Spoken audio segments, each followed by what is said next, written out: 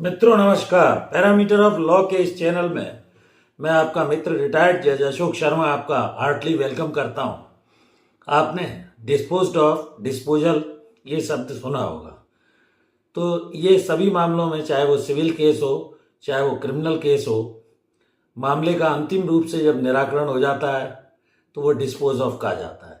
कभी कभी कोई कोर्ट्स किसी टेक्निकल ग्राउंड पर भी मामले का निराकरण कर देती है और वो अंतिम निराकरण डिस्पोजल कहलाता है। तो इस वीडियो में उसके बाद आपको क्या कार्यवाही करनी जरूरी है, इस बारे में इस वीडियो में बताने जा रहा हूँ। वीडियो शुरू से अंत तक देखें, चैनल से जुड़े रहिए। यदि चैनल सब्सक्राइब नहीं किया है तो कृपया चैनल सब्सक्राइब कर लें। इस चैनल के माध्यम से मैं बहुत ही महत्वपूर्ण छोटे छोटे कानूनी बिंदुओं को स्पष्ट करता जा रहा हूँ, जिसकी जानकारी आम आदमी को होनी ही चाहिए। तो अब मैं बताता हूँ केस डिस्पोजल होने के बाद आप क्या करें। डिस्पोजल का जो मुख्य अर्थ है वो अंतिम निस्तारण यानी फाइनली डिसाइडेड से होता है। ये मेरिट पे भी हो सकता है या किसी टेक्निकल ग्राउंड पर पहले भी डिस्पोजल हो सकता है। कोर्ट में कोई भी सिविल या क्रिमिनल मामला जब इंस्टीट्यूट किया जाता है, संस्थगित किया जाता है, पेश किया जाता है, तो उसमें दोनों पक्षों को कोर्ट सुनती है, चाहे वो सिविल मामला हो, क्रिमिनल मामला हो। सुनने के बाद उसमें पूरा विधि अनुसार एज पर लॉ और अकॉर्डिंग टू लॉ पूरा प्रोसेस एडॉप्ट किया जाता है और उसके बाद दोनों पक्षों की जो भी एविडेंस वगैरह रिकॉर्ड होती है उसके बाद मामले का निर्णय लिखकर निस्तारण किया जाता है। सिविल केस में डिक्री वगैरह बनती है। सबसे पहले जजमेंट होता है, जजमेंट को डिक्री एग्जीक्यूटिंग कोर्ट एग्जीक्यूट कराती है और क्रिमिनल केसेस में उसी को निर्णय या जजमेंट कहा जाता है। क्रिमिनल केसेस मोस्टली चाहे वो FIR के आधार पर इंस्टीट्यूट हुआ हो या 156(3) मजिस्ट्रेट के समक्ष कोई भी मामला CRPC के अधीन किया जाता है, रिपोर्ट मंगाई जाती है, उसमें बयान वगैरह लिए जाते हैं और पूरा मेरिट पर उसमें एविडेंस आने के बाद मजिस्ट्रेट निराकरण करता है।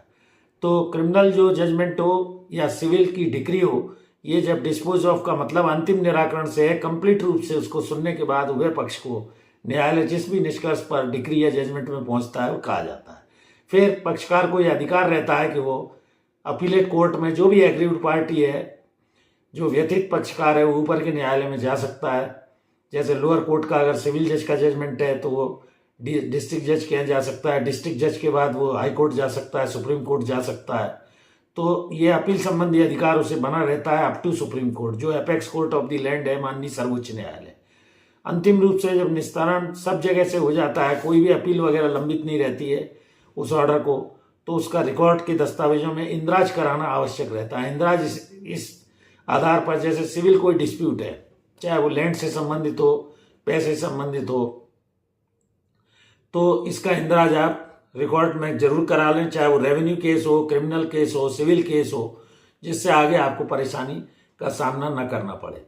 मेरे कहने का अभिप्राय ये है कि जैसे आपका कोई क्रिमिनल केस चला, आपके विरुद्ध चला, तो जो भी अभियुक्त है वो जब कभी कोई नौकरी के लिए आवेदन देता है, कहीं पर पुलिस वेरिफिकेशन होता है पासपोर्ट बनाने में, तो इनमें क्रिमिनल रिकॉर्ड मांगा जाता है। पुलिस थाने के अगर ज्राइम रजिस्टर या क्राइम रजिस्टर में इसका इंदराज आपके द्वारा फाइनली डिस्पोज ऑफ हो गया है, नहीं कराया गया है, तो वो रिपोर्ट में इस तरह की एक टिप्पणी लिख देते हैं कि इनके खिलाफ फला फला अपराध क्रमांक इतने इतने पर चार्जशीट पेश की गई थी जिसमें ये सजा इनको मिली थी। वो आपको बड़ी दिक्कत का सामना करना पड़ेगा, चाहे वो पुलिस वेरिफिकेशन नौकरी से संबंधित हो या पासपोर्ट से संबंधित। तो ऐसी स्थिति में जैसे ही मामले का फाइनली डिस्पोजल हो जाए, निराकरण हो जाए, आप वकील के माध्यम से या स्वयं या किसी को भेजकर एक लिखित आवेदन देकर उसके ज्राइम रजिस्टर में इसकी एंट्री जरूर करा लें कि अंतिम रूप से ये निराकृत हो गया है, इसमें मैं बरी या दोषमुक्त हो गया हूँ, एक्विटल हो गया है, जिससे आपको भविष्य में किसी तरह की परेशानी का सामना न करना पड़े। केस के डिस्पोजल के बाद ये सावधानी आपको रखना जरूरी है और इसका लाभ आप भविष्य की परेशानी से बचने के लिए ले सकते हैं। तो वीडियो कैसा लगा मित्रों? मैं छोटी छोटी जानकारियां आपको इस चैनल के माध्यम से देता आ रहा हूं और आपके स्नेह का मैं हृदय से, तहे दिल से धन्यवाद अर्पित करता हूं। चैनल से जुड़े रहिए, छोटी छोटी जानकारियाँ लाइक कमेंट कीजिए। कोई चीज़ समझ में नहीं आई कमेंट में पूछिए, मैं उसका जवाब दूंगा और उस विषय पर वीडियो भी यदि उचित समझा जाता है तो जरूर बनाऊंगा। धन्यवाद। इस वीडियो में यहीं तक, कल फिर मिलते हैं नए वीडियो के साथ। Thank you for watching this video.